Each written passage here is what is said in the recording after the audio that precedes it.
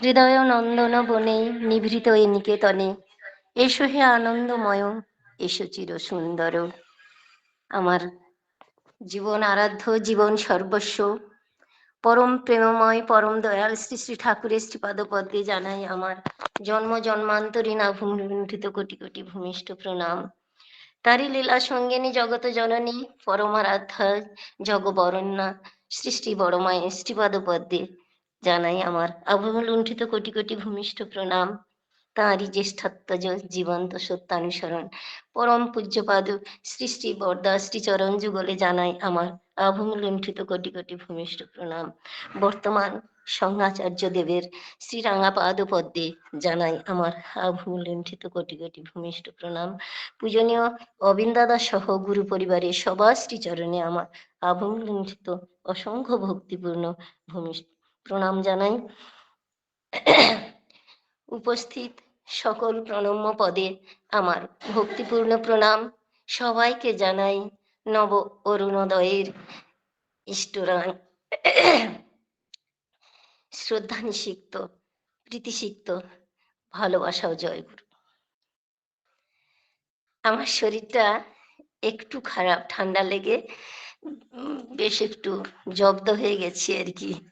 তো আমার শ্রদ্ধা শর্মিষ্ঠা মা কালকের আমাকে বললেন, তো আমি মানে তার ডাকে তো সাড়া না দিয়ে থাকতে পারি না, তাই মানে চেষ্টা করছি তার কথা বলার জন্য। জীবনটা তো তাঁরই দেয়া, যখন যেভাবে যে অবস্থায় আমরা থাকি না কেন, আমার যা যা কিছু সবই তো তাঁর কাছ থেকেই পাওয়া। তাই যে অবস্থায় আছি, যেমন ভাবে আছি, ঈশ্বরেরই ডাক এসেছে, তাঁর কাজে তোর সঙ্গতি, সেই জীবনটাকে যেন ধন্য করতে পারি। আমার যা কিছু দুর্মতি সেটা যেন দলন করতে পারি, এই প্রার্থনা তার রাঙা চরণে। দেওঘর গেছিলাম পূজনীয় অবিন দাদার জন্মদিনে, প্রচন্ড ঠান্ডা পড়েছে, সেখান থেকে কোনো রকম মানে বাড়ি এসেছি। তো ট্রেনে আসছি, আমার শিয়ালদা থেকে কাকদ্বীপ আসছি, হঠাৎ করে একটা চিৎকার শুনতে পেলাম, আগুন আগুন, যদি আপনারা আগুন লাগিয়ে দিতে চান, মায়েরা দিদিরা বোনেরা, সংসারে যদি আগুন লাগিয়ে দিতে চান, আমার কাছে 10 টাকার লাইটার আছে, নিতে পারেন। কথাটা শুনে সত্যি, লাইটারটা তো সবার কাজেই লাগে। তো লাইটার বিক্রেতা হঠাৎ মায়েদের মায়েদের বোনেদের গৃহিণীদের উদ্দেশ্য করে বলছেন, আপনারা যদি সংসারে আগুন লাগাতে চান, সংসার সুখের হয় রমণীর গুণে, এটা আমরা সবাই জানি। আবার সংসার দুঃখের হয় রমণীর আগুনে। তাই ঠাকুর বলছেন, মা তো মাটির মতো।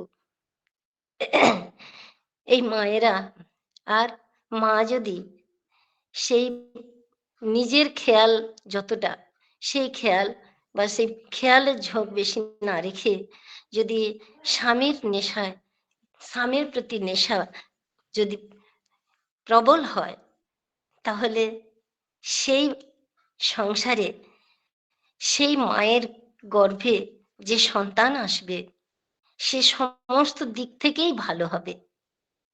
স্বামীর প্রতি টান যেমনি ছেলেও জীবন পায়, তেমনি আজকের দিনে মায়েরা যারা আমরা সংসার জীবন যাপন করছি, আমাদের জীবনে কত রকমের ঝড় ঝঞ্ঝা, কত কিছুই আসতে পারে, কিন্তু আমাদের সে জীবনের লক্ষ্য ঈশ্বর প্রাপ্তি, আমরা যদি প্রত্যেকেই যদি তাকে নিয়ে চলতে চেষ্টা করি, তার নির্ধারিত পথে, তার দেয়া যে সেই অমৃতময় পন্থা, যেটা যজন যাজন ইষ্টপ্রীতি সস্তৈনী সদাচার, এইটাকে যদি আঁকড়ে নিয়ে চলার চেষ্টা করি, তাহলে দেখা যাবে সংসারের নানা রকম দুর্যোগের ভেতর থেকে কাটিয়ে আমরা আবার সুন্দর হয়ে চলতে পারি।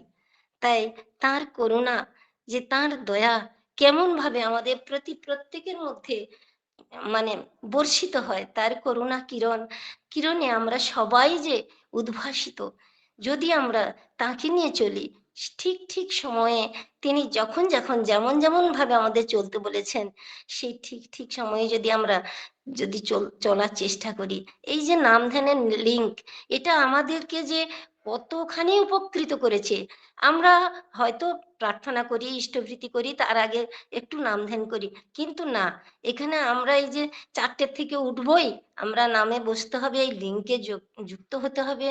এইটা, এই যে মায়েরা দাদারা এই যে মানে তারা এই যে পথটা বেছে নিয়েছেন, লিঙ্কটা খুলেছেন, এটা আমাদের সবাইকে সত্যি অনেকখানি উপকৃত করেছে। আমরা হয়তো উঠি, ভোরে উঠি, উঠে নাম ধ্যান একটু আধটু করি, কিন্তু না, এই যে 1 ঘন্টা বসবো, আধ ঘন্টা বসবো, তারপরে নাম ধ্যান করবো, এতে আমরা আমাদের শরীরটা একটা সুনির্দিষ্ট ভাবে চলতে থাকে। এবং এই নামে যে মানুষকে কতখানি মানে সুস্থ স্বাস্থ্য করে, সেটা ঠাকুর নিজেই বলেছেন যে যে তার নাম করে তার শারীরিক মানসিক সর্বপ্রকার ব্যাধি বিনষ্ট হয়। তিনি অমৃত, তার নাম অমৃতময়, যে যত পান করে তার তত আনন্দ। নিঃসন্দেহে প্রাণ খুলে বিশ্বাস করে তার নাম করো, আনন্দে উথলে উঠবে, অমৃতময় হয়ে উঠবে। এই যে কত রকম মানে না পাওয়ার যে মানে আগুন আমাদের শরীরে জ্বলছে, সেই আগুন আমরা সারা দিয়ে সংসারময় সবার মধ্যে যেন জ্বালিয়ে দিই। কিন্তু এই যে নামরূপ অনল, সেই অনলে আমাদের এই কামনা বাসনার গুলিকে যদি আমরা পুড়িয়ে ফেলতে পারি, সেগুলোকে যদি মানে দলিত করতে পারি, তাহলে কিন্তু আমাদের ভেতরের যে নির্মল যে সত্তার যে একটা সাত্ত্বিক চাওয়া, প্রেম ভালোবাসার মধ্যে আমরা যেন নিজেদেরকে উথলে উঠবো, সেই প্রেমময় হয়ে উঠতে পারবো, সবাইকে ভালোবাসা বিতরণ করতে পারবো। তাই ঠাকুরের এত কথা বলা, তিনি বলছেন, roll on like a flood over the sorrows, sufferings and calamities of the world with love, sympathy and service, and with the message of the beloved the Lord.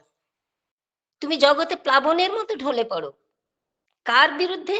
যত রকম দুঃখ আছে, যত রকম যন্ত্রণা আছে, যত রকম ক্যালামিটিজ মানে বিশৃঙ্খলতা আছে, তার বিরুদ্ধে সারা বিশ্বের এই যে দুঃখ, দুর্দশা, এই যে স্বার্থপরতা, এই যে বিশৃঙ্খলতা, এর বিরুদ্ধে তুমি যুদ্ধ করো।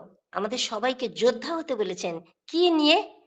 আমাদের তরবারি হচ্ছে লাভ, লাভ উইথ সিম্প্যাথি, সহানুভূতি অ্যান্ড সার্ভিস, নির্মল নিঃস্বার্থ সেবা, আর উইথ দ্য মেসেজ, তার বাণী, তিনি যা যেমন করে ভালোবাসতে বলেছেন, সেই ভালোবাসার রূপ তরবারি দিয়ে তুমি যুদ্ধ করতে আসো। আমরা প্রতিটি মা সংসারে দশপ্রহরণী রণধারিণী যোদ্ধা, দুর্গতি নাশিনী, দুর্মতি দলনী দুর্গার মতো আমাদের সংসারে সেইভাবে যুদ্ধ করে যেতে হবে। তবেই তো তার করুণা কোথায় কেমন ভাবে বর্ষিত হচ্ছে আমরা জানতে পারবো। আমার ননদ এসেছে আমাদের বাড়িতে, ওকে আমরা দীক্ষা মানে ঠাকুরের নাম দিয়েছি। ও ইষ্টভৃতি করে, ওর বাড়ি ময়নাতে। তো ওর ছেলে থাকে বোম্বেতে। ছেলে ওই সেই পাহাড় ভেঙে স্টোন চিপ করার কি মেশিনের কাজ করে ও। সে ও ছেলেও দীক্ষা নিয়েছে, আমার ভাগনাও দীক্ষা নিয়েছে, কিন্তু ইষ্টভৃতি করে না। ও মা বলে বলে ও করাতে পারে না। তাই জন্য মা ছেলের হয়ে ইষ্টভৃতি নিবেদন করে, চোখের জলে রোজই ঠাকুরের কাছে প্রার্থনা জানিয়ে ইষ্টভৃতি করে ছেলের হয়ে। ছেলে একদিনকে সেই মেশিন বার্স্ট করে ছেলের মানে এমন অবস্থা হয়েছিল, হয়তো জীবনটাও পেত না, কিন্তু মানে পাটা খোঁড়া হয়ে গেছে, পা খোঁড়া হয়ে গেছে, সে এখন ভালো আছে। আমার ননদ এসে বলছে যে ঠাকুরের কি যে দয়া, আমি হাড়ে হাড়ে তা বুঝেছি। কেমন করে না জানো, সংসারের মানে কত রকম যন্ত্রণা আমি সহ্য করতে না পেরে একদিনকে ভাবলাম আমি এ জীবন আর রাখবো না, বলে আমি সারা রাত্রি দোলায় বসেছিলাম। ঠিক মানে সন্ধি প্রহরে তো ওদের সব খাওয়া দাওয়া হয়ে যায়। তো গভীর রাত্রে আমি বাড়ি থেকে বেরোলাম, সোজা হেঁটে হেঁটে চলছি, অনেক দূরে গিয়ে আমি সুইসাইড করব। তো হঠাৎ বেশ কিছুটা চলে গেছে, 2-3 কিলোমিটার দূরে চলে গেছে, হঠাৎ দেখতে পেল একজন সাদা ধবধবে ধুতি পরা পাঞ্জাবি পরা একজন দাঁড়িয়ে আছেন রাস্তার মাঝে। তুমি কোথায় যাবে মা? তখন বলল যে আমি এ জীবন আর রাখবো না। বলছি জীবনটা কি তোমার দেয়া জীবন? তুমি রাখবে না? যাও বাড়ি ফিরে যাও, বাড়ি ফিরে যাও, এরকম করতে নাই, তুমি বাড়ি ফিরে যাও। তো বাড়ি ফিরে এলো। তারপরে যে সমস্যার সম্মুখীন হয়ে সে এই কাজ করতে চেয়েছিল, সেই সমস্যাটা আর তার থাকলো না। তখন সে ভাবতে থাকলো যে কে এই মানুষ যে আমাকে এই রাস্তা থেকে ফিরিয়ে আনলো, আমি আর তাকে দেখতে পাইনি। এমনি ভাবে জীবন্ত দয়া তার কাছ থেকে আমরা সবাই পেতে পারি। সবাই একটু যদি আমরা চোখ কান খুলে রাখি, তাহলে আমরা সবাই বুঝতে পারবো। একদিন বিতৃষ্ণা জীবন নিয়ে বলে আমি কারেন্টের শক খেয়ে মারা যাব, এই বলে সেই তার ধরে মুঠো করে ধরেছে, সঙ্গে সঙ্গে তারটা যখনই ধরতে গেছে তখনই সঙ্গে সঙ্গে কারেন্ট অফ হয়ে গেছে, এবং সারাক্ষণ রাত্রে 2-3 ঘন্টা দাঁড়িয়ে আছে, কারেন্ট আর আসেনি। তো এমনি করে ঠাকুর যে বলেছেন জীবনটা কার দেয়া, তুই যে জীবনটাকে নষ্ট করতে চাইছিস, এই জীবন তো তুই ইচ্ছে করে পাসনি, অতএব এ জীবন নষ্ট করার অধিকার তোর নেই। মানিয়ে গুছিয়ে নিয়ে চল, তাহলে দেখবি সংসারে আনন্দ পাবি। তো সেইটাই আমরা মানিয়ে নিয়ে চলার চেষ্টা করি না। প্রতিটি কথায় বিবাহিত জীবনে স্বামীকে দোষারোপ করি, স্বামীর যত দোষ দেখতে পাই। তাই ঠাকুর বলছেন স্ত্রী যদি হইয়া থাকো স্বামী হইতে বিক্ষিপ্ত হইও না, নিজের সর্বনাশের আগুনে তাহাকে ভস্মসাৎ করিও না। স্ত্রী যদি হইয়া থাকো স্বামী হইতে বিক্ষিপ্ত হইও না। আমরা স্ত্রী, অথচ লেখাপড়া জানা স্ত্রী, আমরা স্ত্রী কথার অর্থই জানি না। যে স্বামীকে বেষ্টন করে আমার জীবনের যা কিছু আমি তার কাছ থেকে পাবো, তাকে লক্ষ্য করে তার সুখ দুঃখ, তার স্বস্তি আনন্দ সবকিছুকে বজায় রেখে তবে আমার চলা বলা করা হবে, তাকে খুশি করে। কিন্তু ঠাকুর তাই বলছেন লক্ষ্য রাখিও স্বামীর প্রতি তোমার ভালোবাসা যেন জাগ্রতা ও প্রেরণা পুষ্ট থাকেন। তিনি যেন তোমার সান্নিধ্যে এসে তিনি যেন আদর্শে উদ্দাম হয়ে ওঠেন, বাস্তবতায় যেন উপচিয়ে পড়েন, আদর্শকে আঁকড়ে ধরে। তিনি ঠাকুরের দীক্ষা নিয়েছেন, অথচ নাম ধ্যান করছেন না বা ঠাকুরের পথে চলছেন না। তার ভালো মন্দ সবটা তো তোমার হাতের মুঠোয়, তোমাকেই দেখতে হবে, তোমাকেই এগিয়ে নিয়ে যেতে হবে, তুমিই সর্বে সর্বা। কিন্তু গৃহিণী মানে গৃহের সমস্ত দায়িত্ব, সমস্ত কর্তব্য, যা কিছু সবই তোমার উপরে। আর সেই স্ত্রী মানে তুমি স্বামীকে বেষ্টন করে তোমাকে এগিয়ে যেতে হবে, পত্রে পুষ্পে পল্লবিত হতে হবে, তার ভালো, তার সুখ, তার শান্তি সবকিছু আনার দায়িত্ব কিন্তু তোমার। তাই ঠাকুরের বলা আছে যে লক্ষ্য রাখিও তোমার স্বামীর প্রতি ভালোবাসা জাগ্রত ও প্রেরণাপুষ্ট থাকে, তিনি যেন তোমার সংস্রবে আসিয়াই আদর্শ পারিপার্শ্বিকের সেবায় উদ্দাম হইয়া বাস্তবতায় উপচাইয়া পড়েন। তাহার শঙ্ক জানিও না, সংকীর্ণ করিয়া তুলিও না, আত্মপরায়ণতায় নিবদ্ধ করিয়া তুলিও না, স্বস্তি যশ ও শান্তি তোমাদের উভয়কেই বন্দনা করিবে। তাহলে আমরা কি করি? সব সময় আত্মস্বার্থী হয়ে নিজ সুখের দিকে বেশি লক্ষ্য রেখে আমরা চলার চেষ্টা করি, তাই তো সংসারে আগুন লেগে যায়। তাই তো সবসময় ভাবি যে কি করে সংসারটাকে সুন্দর করে রাখা যায়, সুস্থ করে রাখা যায়। সে একমাত্র ঠাকুরকে ধরে যদি আমরা চলতে পারি, তার দয়া আমরা পেতে পারি এইভাবে, তার পথে চলে। আমাদের অবিন দাদা, পূজনীয় অবিন দাদা এই যে ডিপি ওয়ার্কের কাজটা দিয়েছেন, এটা আমাদের মায়েদের মানে পূজ্যপাদ আচার্য দেবও বলছেন মায়েরা রান্নাঘর পর্যন্ত যেতে পারেন, অবাধ আম, উম, ইয়ে গতি মায়েদের। তাই আমরা যদি প্রতিদিন আমার বাড়ির পরিবারের সবাই আমরা মানে ঠাকুরকে নিয়ে ঠিক ঠিক চলছি কিনা, ঠিক মতো ভোরে উঠছি কিনা, নাম ধ্যান করছি কিনা, প্রার্থনা করছি কিনা, ইষ্টভীতি ঠিক মতো সময়ে করা হচ্ছে কিনা। অরুণ উষার আগেই করো রাত্রি শয্যার সকল ত্যাগ, ওই রাগেরই অনুরাগে করো ইষ্টভৃতির জাগ। ইষ্টভৃতি যে সেই মহাযজ্ঞ, সেই কলি যুগের যে অশ্বমেধ যজ্ঞের চেয়েও বড় যজ্ঞ, সেই যজ্ঞ করলে যে আমরা সবাই উদ্ধার পেতে পারি।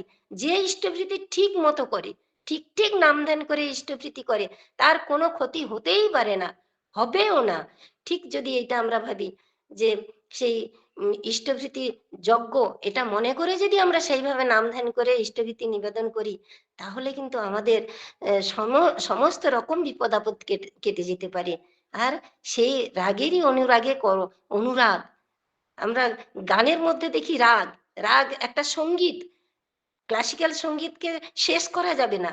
সেই সঙ্গীতের মানে যত বিস্তার, তার রাগের যত বিস্তার, ঠিক তেমনি করে ঠাকুরের প্রতি আমাদের ভালোবাসা যেন উম অটুট হয়, সে ভালোবাসার যেন শেষ না হয়। ঠাকুরকে, ঠাকুরের সামনে এসে বসলে যেন মনে হয় হেরিতে তোমার রূপ মনোহর, পেয়েছি আঁখি ওগো সুন্দর, মিটিতে দাও গো প্রিয়তম মোর নয়নের সেই স্বাদ।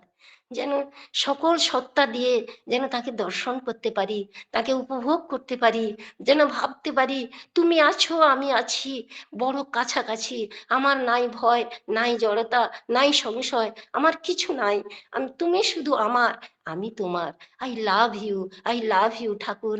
আমি আমার সমস্ত সত্তা দিয়ে যেন তোমাকে ভালোবাসতে পারি, তোমার প্রতি ভালোবাসা যেন আমার জন্ম জন্মান্তরীণ হয়।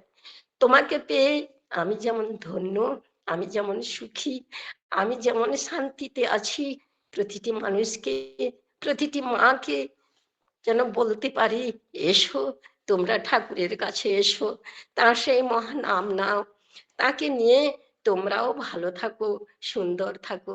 জানো মা, আমি একবার, আমি তখন ডিএমএস পড়ি, 1978 হবে, হয়তো 77। আমি তখন মানে 76-এ ঢুকেছি।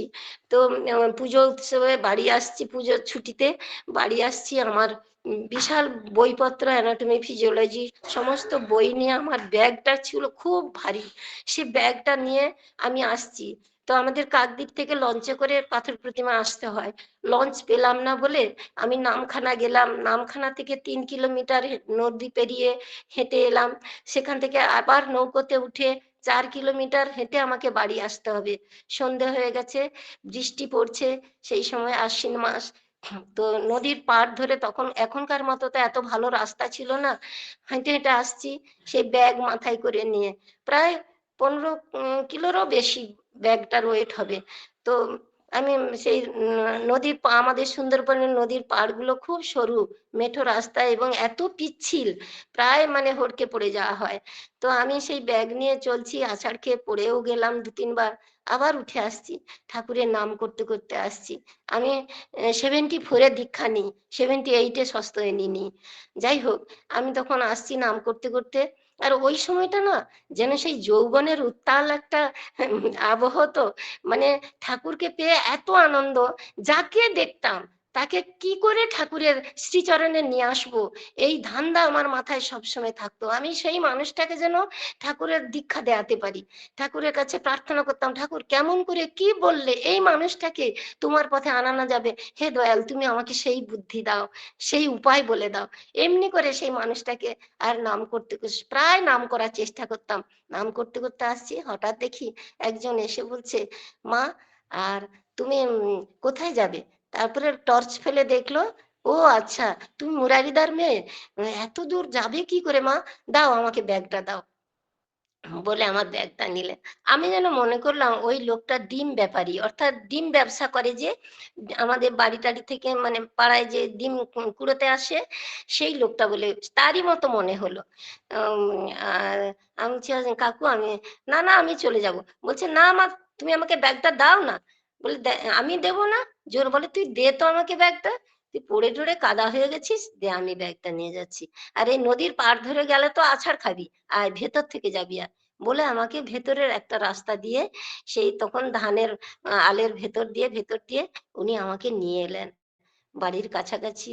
এসে ব্যাগটা আমাকে দিয়ে বলছে আমি যাই। আমি কত করে ডাকলাম, না কাকু বাড়িতে চলো, বাবা বকবে, তুমি তুমি আমার এত দূর এতটা কষ্ট করে ব্যাগটা নিয়ে এলে, তুমি না গেলে আমার বাবা আমাকে বকবে, তুমি এসো। কত করে ডাকলাম কিন্তু এলেন না। আমি পরে বাবাকে বললাম, বাড়ি গিয়েই বলছি বাবা দেখো এরকম।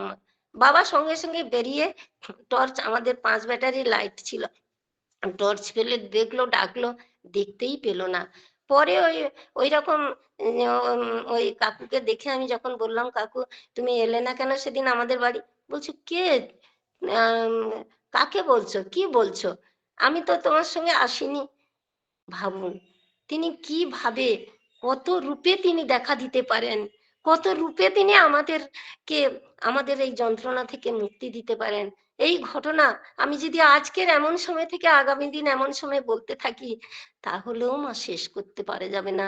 তিনি অনন্ত, তিনি অসীম। তুমি অনন্ত, তুমি অসীম, তোমাকে ধরিবারে শকতি কারি মম। আসুন আমরা সবাই তাকে নিয়ে যেন থাকতে পারি, জনম জনম যেন, জনম জনম হাম রূপ নিহারিল, নয়ন না তিরপিত ভেল, লাখ লাখ হিয়ে হিয়ে হিয়া রাখিনু, তবু হিয়া জুড়ানো না গেল।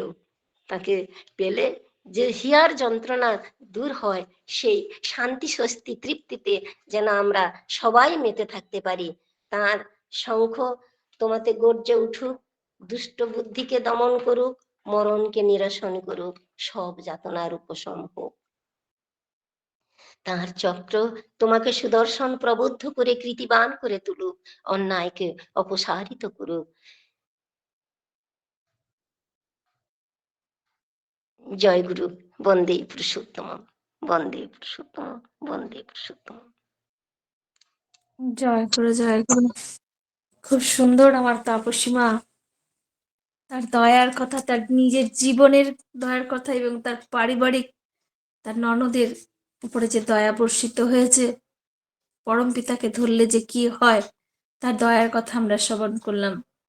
এবং আমাদের কেন ঠাকুর ধরবো, কেন আমাদের গুরু ধরা দরকার, তিনি যে তাকে ধরলে যে তিনি আমাদের পথ দেখান এবং তার বিধিবিধানগুলো যদি নিয়মিত ইষ্টভীতি, আমাদের ব্রহ্ম মুহূর্তে উঠে যদি ঠিক মতন ইষ্টভীতি করি, ইষ্টভীতি আমাদের নিখম বিলাযোগ্যতাকে যদি ঠিক মতন করি, তাহলে তিনি আমাদের রক্ষা করেনি তার নিজের জীবনের ঘটনা বলে এবং পারিবারিক আমার ননদের, তার ননদের ঘটনা বলে আমাদের প্রত্যেককে সমৃদ্ধ করলেন। খুব আশা থাকলো আরো দয়ার কথা শোনার। পরম পিতার কাছে আপনার এবং আপনার পরিবার, পারিপার্শ্বিকের সবার সুদীর্ঘ নিরোগী সচ্ছল জীবন প্রার্থনা করি। খুব ভালো থাকুন, সুস্থ থাকুন। আবারও তার দয়ার কথা শোনায় আমরা অধীর আগ্রহে অপেক্ষায় থাকলাম। জয় গুরু মা, ভালো থাকুন। জয় গুরু, জয় গুরু। সবাই ভালো থাকুন। জয় গুরু।